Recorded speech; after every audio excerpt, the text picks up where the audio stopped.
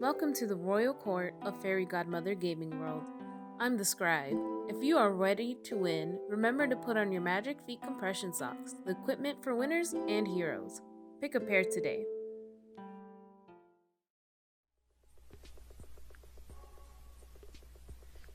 Alright, so how am I gonna get... I guess that's the cave. The first thing you go in.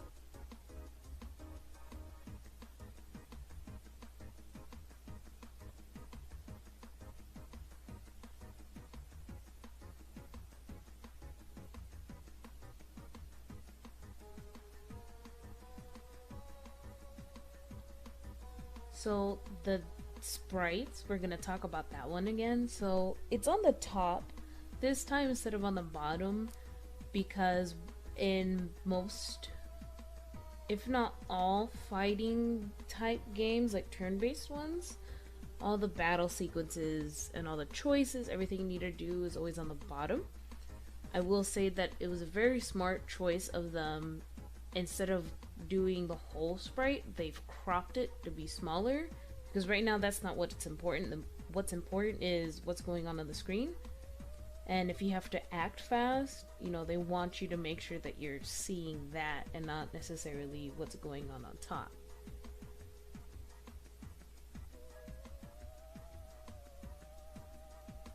Okay, so and then you gotta select. Okay, I like the cursors for it too. Definitely pointing down. Ooh, okay, this is kind of cool. Because it's important, they really wanted to make it stick out with the red.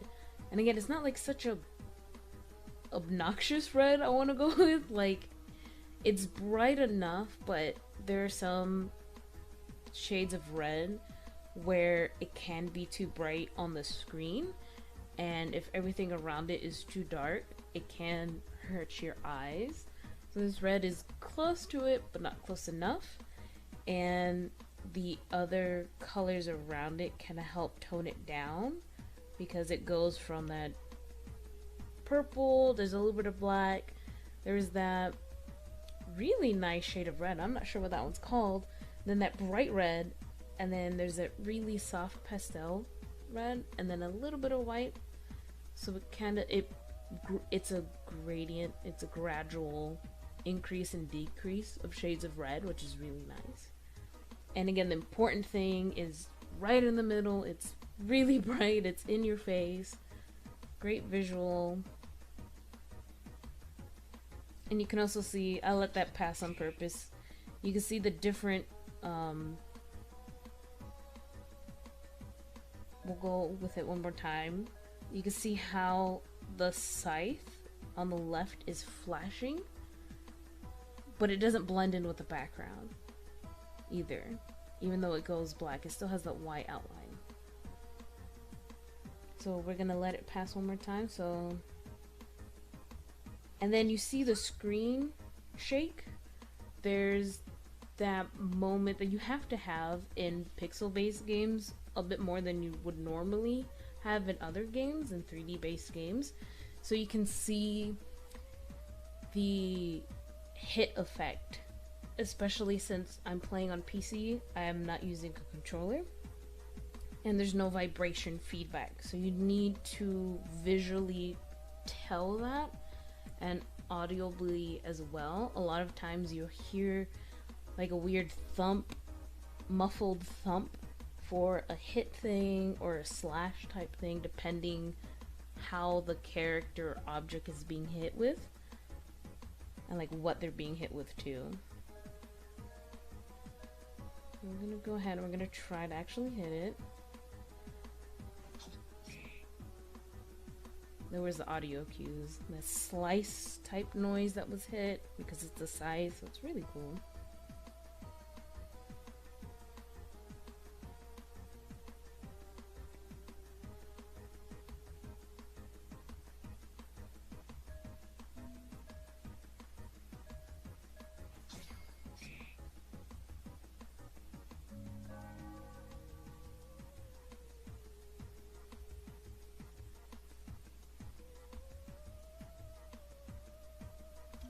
Oops.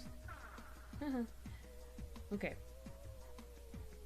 Lots of audio cues there as well. It sounded like a bell ringing when the enemy was starting to attack.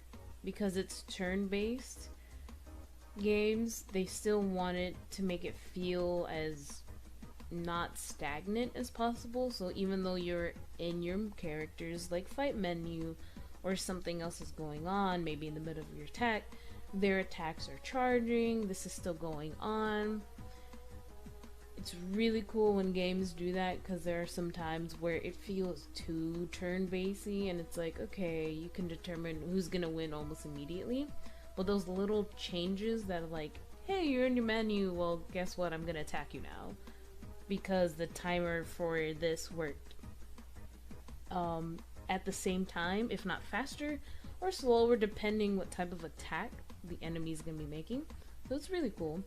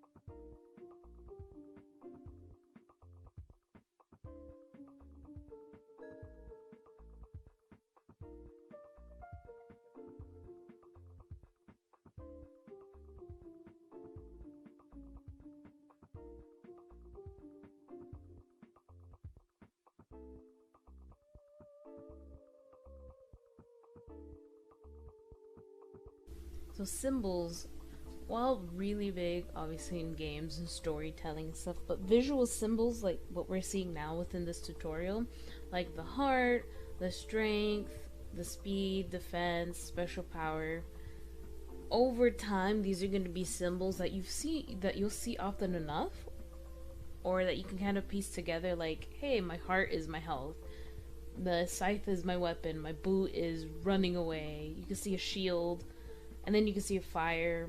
So you can kind of piece things together even if you don't remember the exact words or what they exactly do, which is really important to do, because for pixel games, you don't have that much space in order to put all these words, all this information, because it can get overwhelming.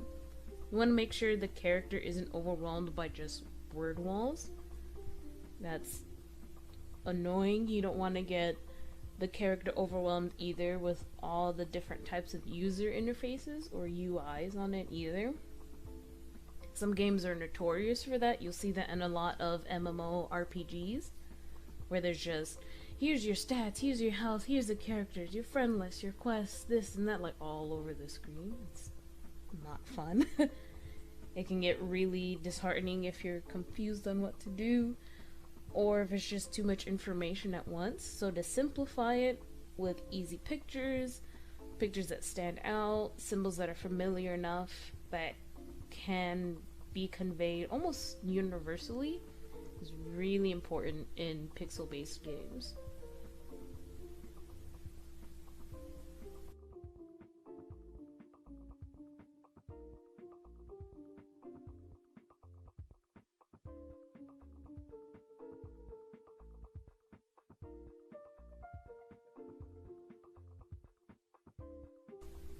speaking of pixel-based games, I do want to go over two programs that I've personally used and enjoy and highly recommend. The very first one is Piskel app. It is Piskel app. Now those are two different words for it. It's a great way to start. Wow, look at those guys move. That's a great way to start learning how to do pixel games, learning how to animate. You get sprite sheets for it. Oops. So it's like really cool to see the what's the best way to explain it?